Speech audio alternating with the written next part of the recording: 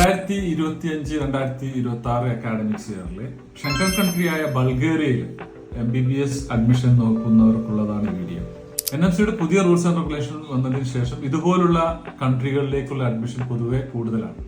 പക്ഷേ ഇതുപോലുള്ള കൺട്രികളിലൂടെ അഡ്മിഷൻ എന്നത് മറ്റുള്ള കൺട്രിയെ പോലെ അത്ര ഈസി അല്ല. കാരണം ഓരോ യൂണിവേഴ്സിറ്റികൾക്കും അവരുടേതായ എൻട്രൻസ് എക്സാം ത്രൂ ആണ് സ്റ്റുഡൻസിനെ റിക്രൂട്ട് ചെയ്യുന്നത്.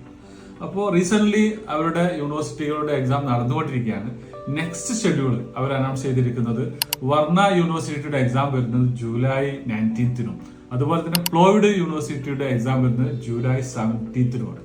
അതുപോലെ തന്നെ സോഫിയ യൂണിവേഴ്സിറ്റിയുടെ എക്സാം വരുന്നത് സെപ്റ്റംബർ 19-നാണ്.